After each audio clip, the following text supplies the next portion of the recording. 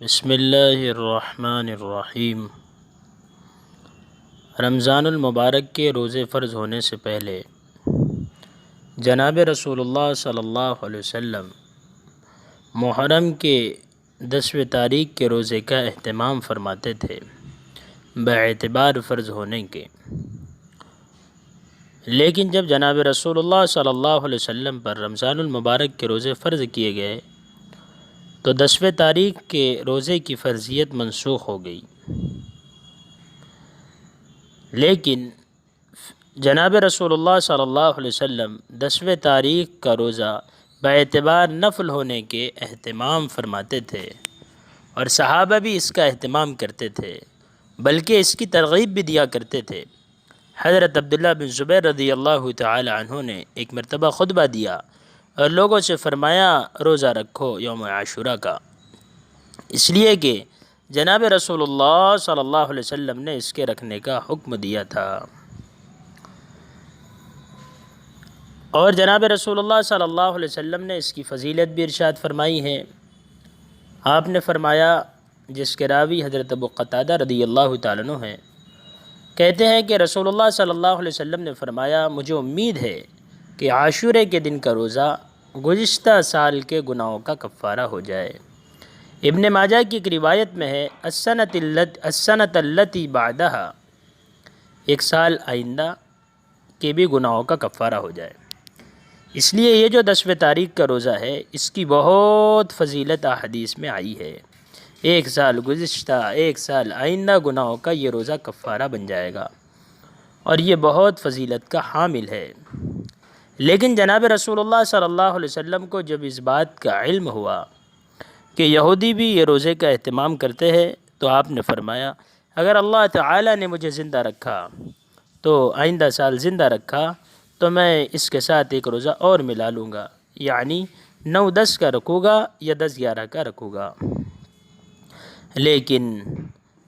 آئندہ سال آنے سے پہلے جناب رسول اللہ صلی اللہ علیہ وسلم اس دنیا سے پردہ فرما گئے۔ اس لیے علماء نے لکھا ہے کہ اگر روزہ رکھنا ہے تو 9 تاریخ کا رکھے، 10 تاریخ کا رکھے، یا 10 تاریخ کا رکھے یا 11 تاریخ کا رکھے۔ لیکن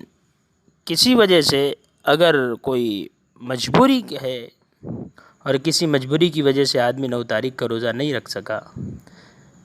تو ایک روزہ رکھنے کی بھی اس کو گنجائش ہے۔ علامہ انور شاہ کشمیری رحمۃ اللہ علیہ فرماتے ہیں، سب سے بہتر طریقہ یہ ہے کہ 9 کا بھی رکھے، 10 کا بھی رکھے، 11 کا بھی رکھے۔ اس سے کم درجہ یہ ہے کہ 9-10 کا رکھے یا 10-11 کا رکھے۔ لیکن کسی مجبوری کی وجہ سے اگر 9 کا نہیں رکھ سکا یا 11 کا نہیں رکھ سکا تو پھر ایک روزہ رکھنا صرف 10ویں تاریخ کا یہ کیسا ہے؟ علماء نے کہا ہے کہ اب وہ مشابہت باقی نہیں رہی، اس لیے خالص 10 تاریخ کا روزہ اگر کوئی بندہ رکھے گا تو اللہ تعالیٰ کی ذات سے امید یہ ہے کہ اللہ تعالیٰ اس کو اجر و انعام سے نوازیں گے۔ لیکن جو لوگ یہ سمجھتے ہیں کہ ایسا کرنا ہی ناجائز ہے، یہ بات غلط ہے۔ رکھنا چاہے تو رکھ سکتا ہے بندہ، لیکن ہمیں وہ عمل کرنا چاہیے جو سنت سے زیادہ قریب ہو، اور جو آپ کے ارشاد اور آپ کی تمنا سے زیادہ قریب ہو۔ وہ طریقہ یہ تھا کہ ہم ایک روزہ اس کے ساتھ اور ملا لیں، لیکن اگر کسی مجبوری کی وجہ سے صرف ایک روزہ رکھے تو اس کی بھی گنجائش معلوم ہوتی ہے، اس لیے کہ علماء نے فرمایا کہ اب وہ مشابہت باقی نہیں رہی۔ اللہ تعالیٰ سے ہم دعا کریں کہ اللہ تعالیٰ ہم سب کو عمل کی توفیق عطا فرمائے، ہم خود بھی اس کا اہتمام کریں، گھر والوں کو اس کی ترغیب دے اور دوسروں تک ان باتوں کو پہنچائے۔